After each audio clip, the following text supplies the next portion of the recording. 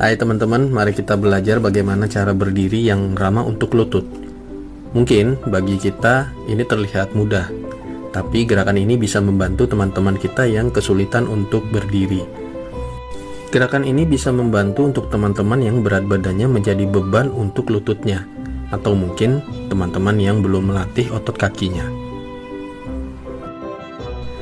Yuk kita ulangi ya.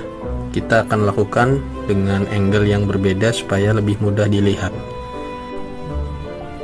Kita mulai dari posisi terlentang. Kita tekuk lututnya, lalu kita putar badan kita ke arah kiri. Topang kepala menggunakan tangan, lalu bantu tangan untuk mengangkat badan. Putar badan ke posisi duduk. Sekarang luruskan lutut kiri, putar badan ke arah kiri, lalu tarik kaki kiri, dan perlahan berdiri. Dengan pemerintah yang dipimpin oleh Pak Joko Widodo, betapa beliau bekerja keras untuk cita-cita yang sama dengan cita-cita kita. Saudara mengerti, saudara faham bahwa negara kita dalam keadaan tidak benar.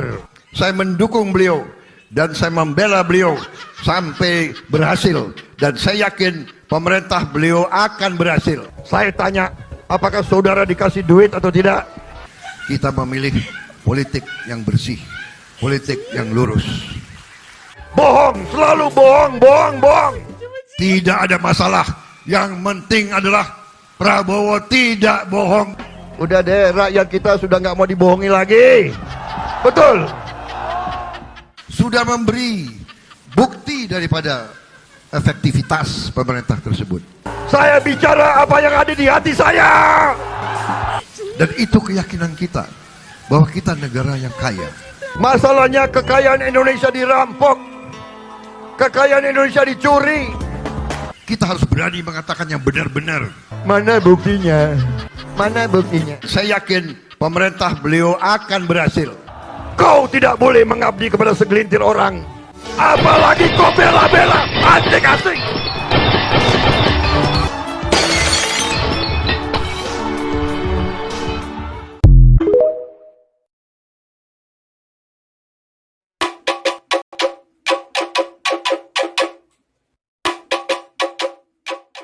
Assalamualaikum warahmatullahi wabarakatuh. Saudara-saudaraku sebangsa dan setanah air, saya mengajak kita semua pada tanggal 14 Februari yang akan datang untuk ramai-ramai datang ke TPS dan memilih pasangan nomor urut 1 Anies Baswedan dan Muhaimin Iskandar. Pasangan ini adalah pasangan yang bagi saya terbaik karena kombinasi pengalaman dan dua-duanya adalah aktivis mahasiswa.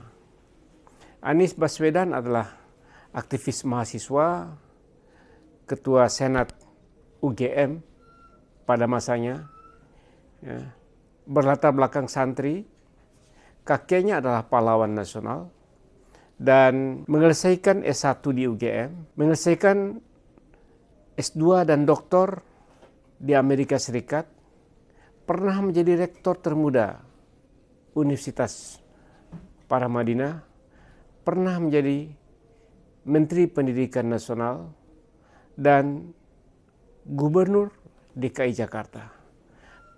Anies Baswedan sungguh memiliki pengalaman yang sangat luas di bidang pemerintahan, memiliki reputasi internasional.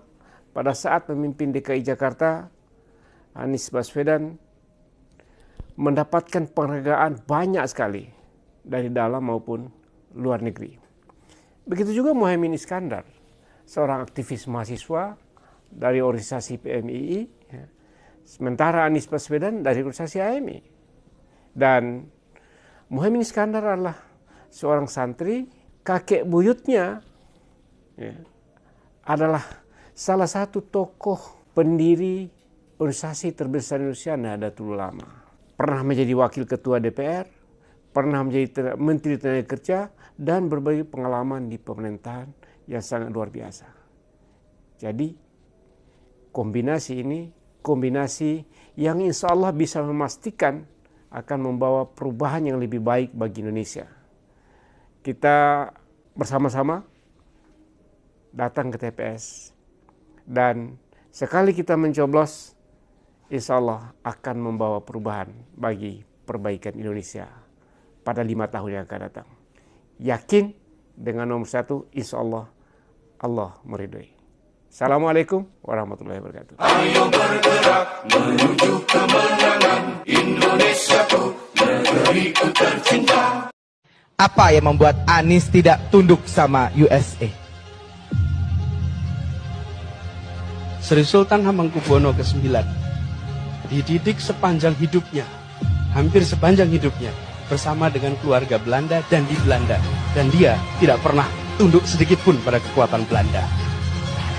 Muhammad Hatta bersekolah di sekolah Belanda, menggunakan bahasa Belanda, sekolah sampai ke negeri Belanda. Dan dia kembali menggulingkan kekuatan kolonialisme Belanda. Seseorang yang dididik di negeri manapun bukan berarti dia akan menjadi pionnya. Justru dengan dia berada di pendidikan itu, maka dia punya kemampuan untuk berbicara dengan vocabulary yang sama, cara yang sama, sehingga justru pesan-pesan nasionalisme bisa disampaikan dengan bahasa yang dipahami oleh pihak lain. Dan di sini konteksnya. Jadi dengan Amerika Serikat apalagi, Indonesia memiliki posisi tawar sangat besar. Kitanya yang seringkali minder.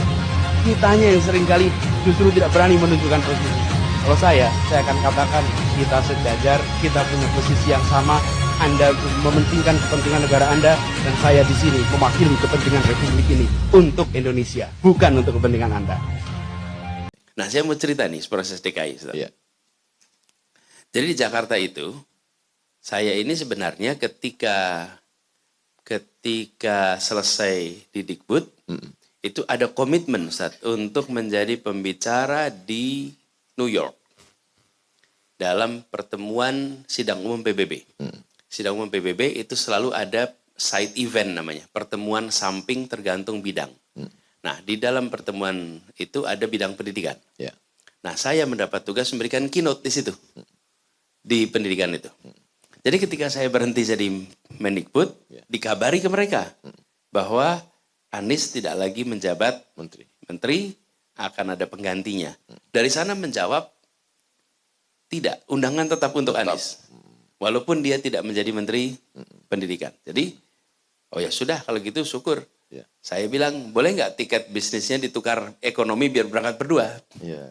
Karena saya sama Ferry, sama istri saya ini, semenjak pulang belum sempat ke sana lagi. Ya. Nah, siapkan. Itu acaranya tanggal 23 September. 2016. Nah, titik sampai di situ. Saya berhenti Juli akhir. Kira-kira akhir Agustus, saya dihubungi oleh satu orang, minta jumpa. Lalu ketika perjumpaan itu Pak Aksa Mahmud namanya. Ya. Pak Aksa itu, ya Pak Aksa Mahmud ini mengontak. Masjid Sunda Kelapa. Masjid Sunda Kelapa. Nah, beliau itu tidak punya nomor saya, karena memang kita tidak ada kontak langsung. Lalu lewat seorang teman. Ya. Beliau bilang, Pak Anies, tadi malam kami itu malam Jumat ada tahajud. Selesai tahajud menunggu subuh, kita ngobrol. Nah, pada saat ngobrol, mereka itu membahas, ini kira-kira siapa ya yang bisa untuk lawannya Pak Ahok ya? Iya, gubernur. Lalu di antara mereka bilang, sebaiknya cari orang yang sedang didolimi. Oh. Itu kan namanya, cari orang yang didolimi. Salah satu kriterianya. Terus pertanyakan, siapa yang lagi didolimi? Iya. Itu yang pada habis di reshuffle itu. Oh. Jadi kita yang pada di reshuffle itu dianggap sedang didolimi. Jadi di absen lah satu-satu, mereka berunding. Rupanya dalam obrolan itu coba Anies. Jadi Pak Aksa langsung ngontak. Saya ketemu beliau habis makan siang. Terus ketika bilang, Pak Anies ini ada obrolan begini, bagaimana Pak Anies? Wih, saya nggak pernah membayangkan. Jakarta, belum pernah terbayang. Sama sekali tidak bayang. Ini baru selesai Dikbud.